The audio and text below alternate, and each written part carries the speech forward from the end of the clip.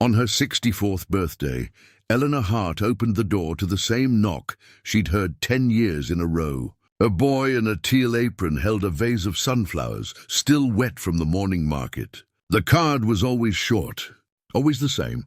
From him! She placed them on the kitchen table, where the light fell soft, where his chair still scraped the floor in her head. But this year, the letters weren't printed in that clean florist font. They were written by hand, a little uneven, like someone copying a phrase they didn't own. Her breath hitched. Who wrote this? Eleanor's birthdays had become a careful script.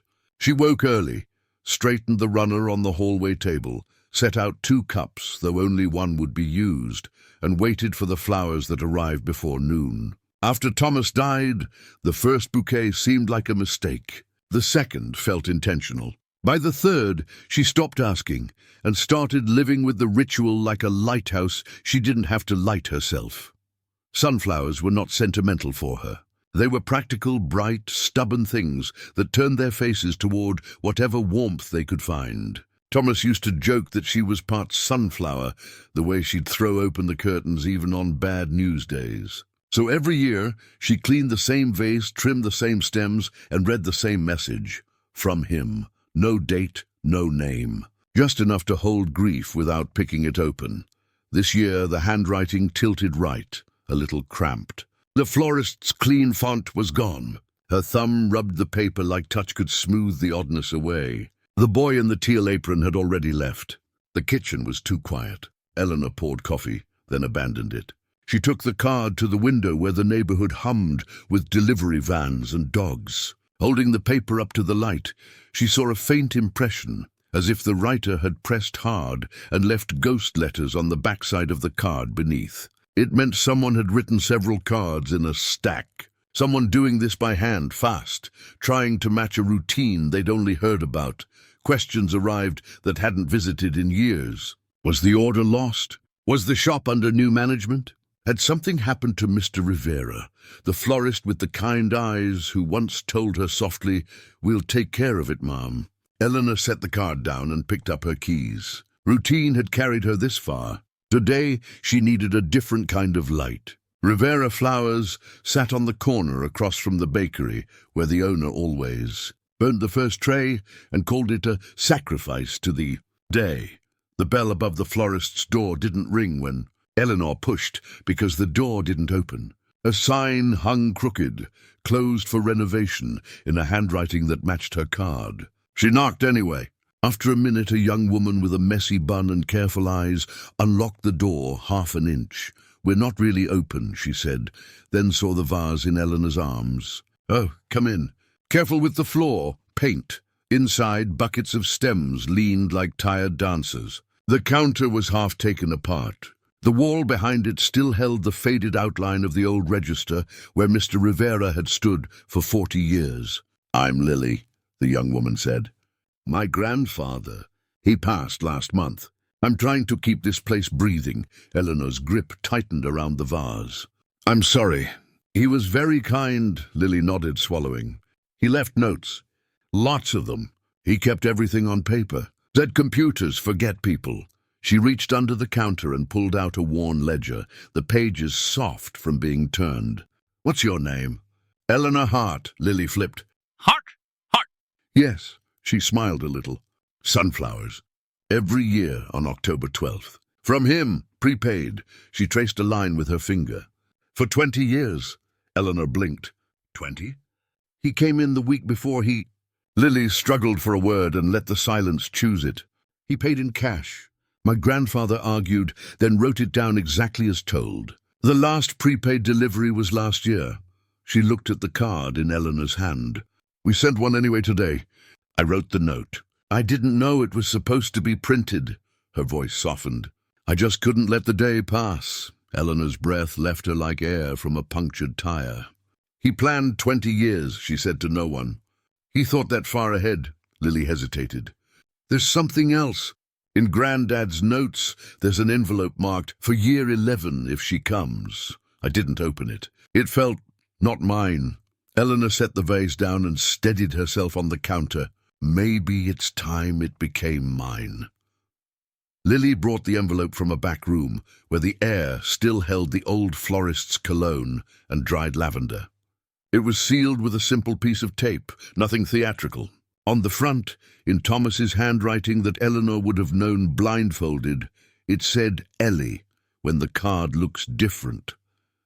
Her fingers trembled. She slid a butter knife along the edge and unfolded a single page. Ellie, if you're holding this, it means the world shifted again. It means the shop changed hands or the printer broke, or Lily, if she's reading. She's the one with the messy bun and good instincts. Did her best to make a stranger's promise feel like a friend's steady hand. I prepaid 20 years because I was afraid of what time might take from us next. I knew flowers wouldn't fix anything, but I wanted a small, stubborn light to show up at your door no matter what. I also left a short trail because you never liked waiting for answers. If it's year 11, go to the pier where you said yes to a man who was too nervous to swallow. Look under the bench with the chipped blue paint. I asked Mr. Rivera to tuck something there when the winter crowds were gone. If Lily is with you, buy her a pastry across the street. She reminds me of you when we were 23, too kind for her own good, trying anyway. And Ellie, if you're tired of this ritual, if it hurts more than it helps now, you can stop it. Love doesn't haunt us. It walks as far as we need, then lets us rest. Into the paper blurred. Eleanor laughed, because crying alone sometimes sounded like laughter from a distance. Lily put a hand on the counter and waited, not touching, giving space in that way certain people know how to do. "Do you have time for a walk?" Eleanor asked after a minute. Lily smiled through paint dust and grief. "I'll lock up." The pier hadn't changed much since the day Thomas proposed with a ring that didn't fit and a speech that fell apart halfway through because the wind stole his lines. The same gulls argued. The same old man with the violin played the same 2 songs and let the third live in his head. The bench with the chipped blue paint waited like a patient friend. Eleanor knelt slowly. Lily crouched beside her, steadying the bench with one hand as if it might float away. Beneath the slat, taped with careful layers, was a small tin box that once held tea. Eleanor felt absurdly grateful for the tape, the way it said someone had cared about weather and time. Inside lay a postcard of the pier from decades ago, with 2 stick figures drawn in the corner holding hands, a folded map with a red circle around the community garden 3 blocks inland, a tiny flash drive labeled Ellie, and a key. Lily breathed out. He really thought about everything. Eleanor turned the postcard over. Thomas's handwriting again, smaller now, as if he'd run out of room. "Don't open the drive alone if you don't want to. It's my voice, but there's nothing there to argue with. The map leads to the garden shed. The key fits the green locker. I was never good at goodbyes. This is me trying to be good at instructions." They sat on the bench a while, the tin box between them like a third person. "When he got sick," Eleanor said, "he planned small things. Not grand gestures, a new teapot, a spare charger. He said love is mostly logistics." Lily laughed wetly. "That's beautiful." And true they stood. Eleanor slipped the box into her tote, the key warm against her palm, despite the wind. At the garden gate, she paused to watch a child water a tomato plant with fierce concentration. Life everywhere was still trying. She felt her shoulders lower. Not lighter, aligned. "Let's go see what he hid in the green locker," she said, and Lily nodded like she'd been invited into a story worth carrying. The community garden smelled like mint and damp soil. The shed leaned like an old friend listening. Inside, a row of green lockers rattled in the draft. Eleanor found the one with a faint sticker half peeled off, Heart. The key turned with a soft click. Inside were 2 things. A banker's folder and a small envelope with Marco written in block letters. Eleanor opened the folder first. She expected love notes. She found paperwork, a letter from a local credit union confirming an endowment in Eleanor's name to fund small kindnesses, bus passes for hospital visitors, grocery cards for cancer caregivers, repairs for broken heaters before winter. Receipts showed the fund had been active, quiet and constant for 10 years. A list of families helped with brief notes. 2 kids, mom works nights. Grandfather with broken van. Nurse's husband out of work. Thomas had even scribbled a budget with his familiar math that always rounded up for people and down for himself. Eleanor pressed the folder to her chest. He kept doing what we said we would do when we had more time, she whispered. He found time. Lily reached for the small envelope. May I? Please. Inside was a photograph of a teenage boy delivering flowers, grinning cap askew. On the back, Marco. He helped me carry the vases when my lungs were tired. If computers break or promises get complicated, he'll know what to do. He'll be 26 by year 11. Tell him I still owe him for the coffee he spilled on my shoes. They found Marco 2 blocks away at a bike shop, sleeves rolled, oil on his hands, the same grin stretched into a man's face. When Lily said Thomas Hart's name, Marco's eyes brightened, then softened with remembrance. Mr. Hart, he said, and it sounded like the way kids say coach or teacher even decades later. He taught me to tie a tie for my first interview. He made me put the knot in a vase so I'd respect it. Eleanor held out the handwritten card. Did you write this? Marco nodded. Mr. Rivera kept a file with printed notes for all the prepaid deliveries. After the fire, we lost the templates. I remembered the words. Didn't want you to miss a year. I paid for the bouquet, felt like a promise we all made. Eleanor smiled with tears. It was. They gathered in the back of the bike shop after closing, Eleanor, Lily, and Marco, around a laptop that had seen better days and stickers. Lily plugged in the tiny flash drive. A single audio file blinked on the screen. Ellie, MP3, no fanfare. Ready? Lily asked. No, Eleanor said, and then, go ahead. Static, then Thomas's voice, ordinary and dear, like he'd stepped into the room tracking leaves on his shoes. Ellie, if you're listening, it means you did what you always do. You turned toward the light. I hated goodbyes because they made me perform certainty I never had. So here is uncertainty, shaped carefully. He talked about the first apartment with the thin walls and the neighbor who taught them to cook rice right. About the time they drove to the coast and missed the exit and found a better view by accident. And then, without apology, he talked about getting sick. You said, make me a list, so I did. Sunflowers so the house remembers morning. Money where it can turn into small mercy. A line for Lily, in case she needs someone to tell her she's doing fine. And a note for Marco, because he'll pretend he doesn't need one. Eleanor's laugh broke into a sound she hadn't made since he left. If this is year 11, the recording continued. You have already been brave 10 times. You're allowed to be tired. If you want to stop the deliveries now, do. If you want to keep them, make them for someone else and write from him until the phrase means from love and not from Thomas. Silence bloomed after the last click. The shop smelled like rubber and old coffee and a life that kept being life. Eleanor wiped her cheeks. I thought listening would break me, she said. It didn't, Marco cleared his throat. He'd be mad if we sat still, he said gently. There's a lady 3 streets over who lost her husband this spring. She doesn't open her curtains. Maybe we could, Eleanor nodded. Tomorrow, they started small. Lily opened the shop for limited hours, bouquets simple and sturdy.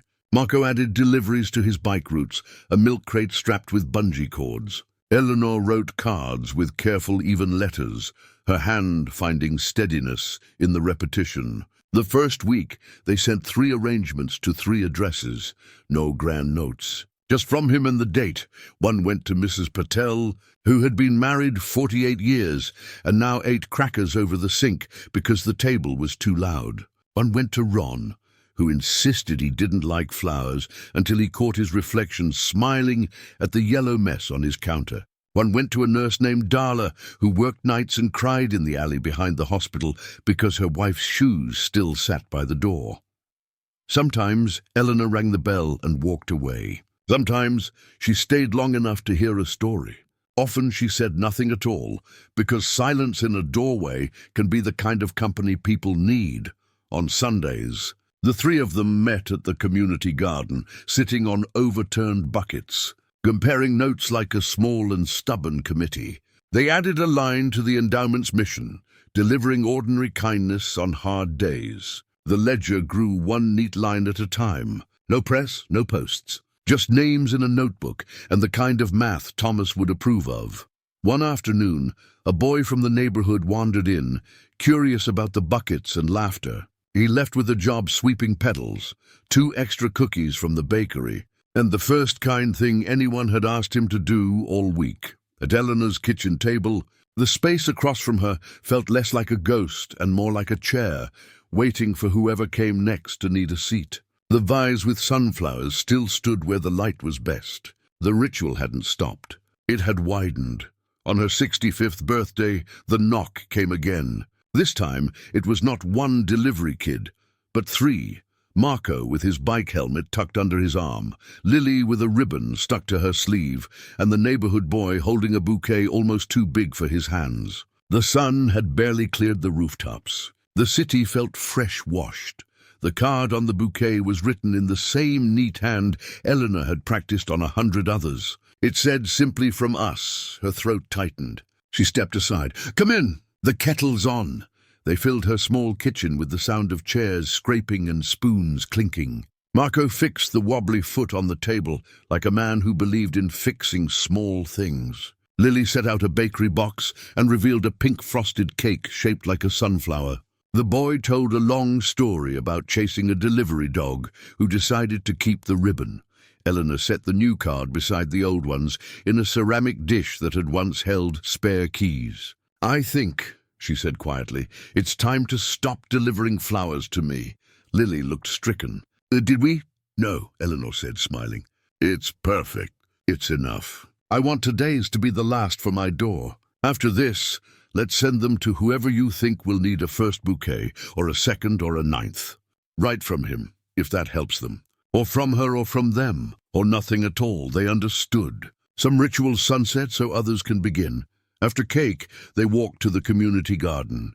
Eleanor knelt and pressed 3 sunflower seeds into the earth, 1 for each of them. The neighborhood boy asked if the flowers would face the sun, even on cloudy days.